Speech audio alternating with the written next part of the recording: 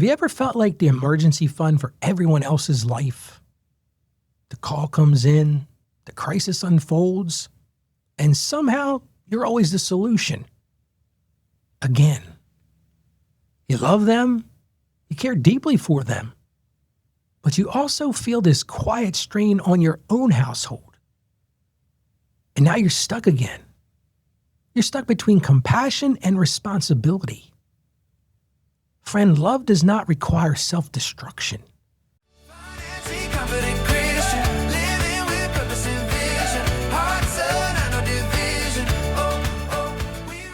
We got a great question today. Listener writes this: Ralph, a loved one keeps expecting me to fix the financial messes they create.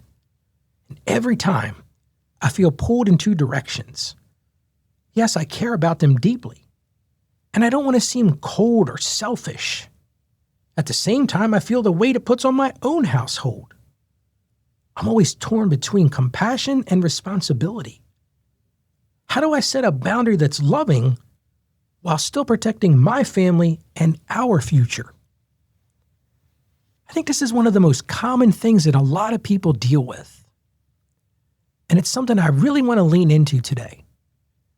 Because I want to start by giving you this big idea. Compassion without boundaries creates cycles, not healing.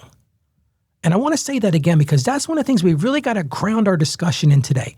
Compassion without boundaries creates cycles, not healing. Well, how do we break those cycles? The first thing you've got to do is you've got to separate love from rescue.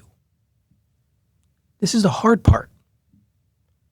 See, helping someone occasionally, that is kindness. The one-off situations. I could really use some help here today. But when you're rescuing someone repeatedly, that's just enabling them. Enabling is not a good long-term strategy. So when you're faced with these situations, like today's listener, ask yourself, is this a temporary hardship or is it really a repeated pattern?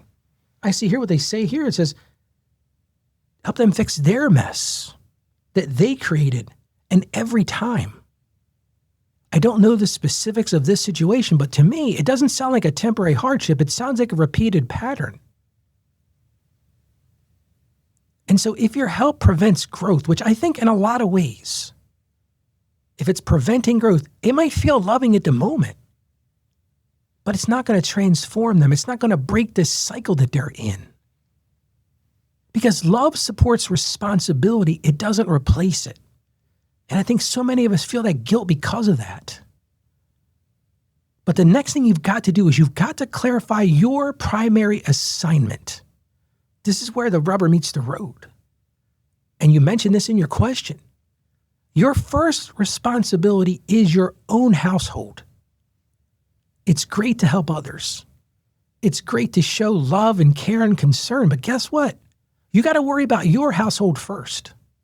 I've said this on the show many times. You can't help someone else till your place is secure. It's got to be stable. You got to be secure, and you got to have future provision for yourself. And if helping them is destabilizing your home, that's not sacrifice. That's just imbalance. Because, friend, God never calls us to neglect our own stewardship to fix someone else's lack of planning. That's not the right answer. So from a practical perspective, here's one thing you can do. Decide your boundary before the next request even comes in. Don't wait for that emotional phone call or that emotional text. Decide right now. Set some rules. I've shared with you on this show, I don't loan money to people. I just don't do it. When I give somebody money, I give that to them, and I give them what I can afford to lose. That's a gift. A lot of times I offer advice. When it comes to finances, I can give a lot of advice, but not cash. And what I found sometimes, it's going to sound sort of cynical. Sometimes people don't want advice. They just want a saving. They just want the cash. Maybe you decide I'm not going to co-sign loans. Listen, don't co-sign loans for somebody. It's a really bad plan. But when you pre-decide these boundaries, it reduces the guilt.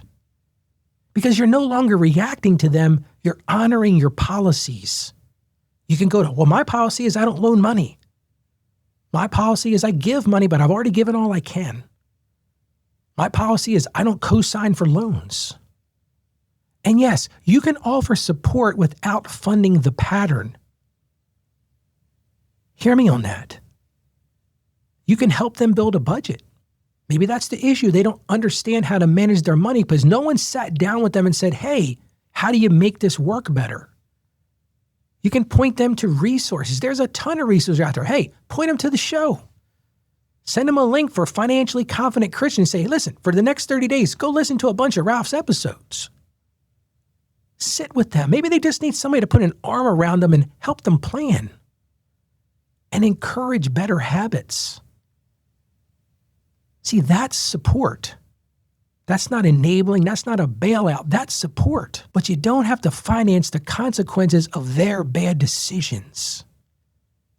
Because if you really want them to grow, they've got to own it. I've dealt with this with my own son. The times when he's grown the most is when I've encouraged him to own his decisions. And in the end, sometimes you have to accept some temporary discomfort. They might be disappointed at you. They might lash back and push back, and they may just very well call you selfish. I've been called that a time or two. They'll get past it. But that discomfort doesn't mean you're doing anything wrong. It doesn't equal wrongdoing. Because what I have found, and I bet you, if I could talk to you right now, you'd probably say, Ralph, I agree with what you're fixing to say. Long-term peace often requires some short-term tension. Kind of like raising kids. I never wanted my kids to be my friend when I was raising them.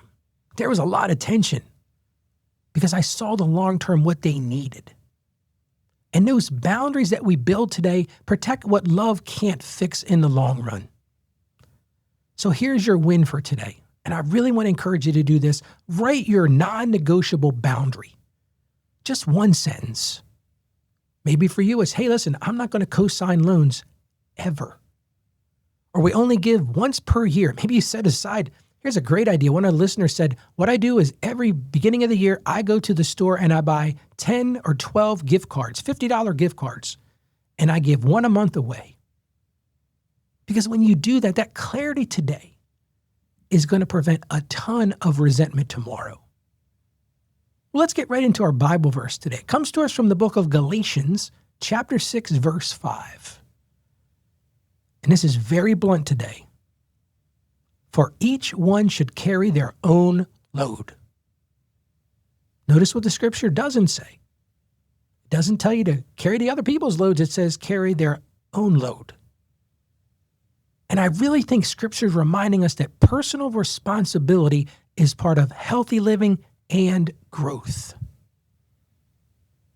So that could be your mantra for today.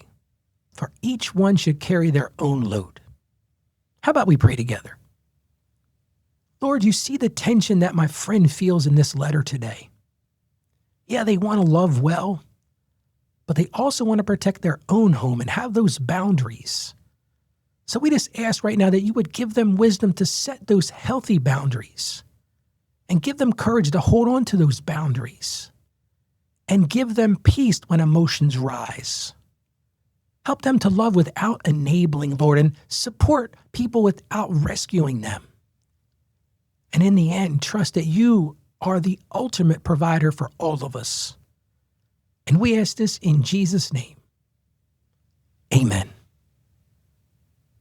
Friend, you can love deeply without caring what isn't yours. Setting boundaries with loved ones is never simple.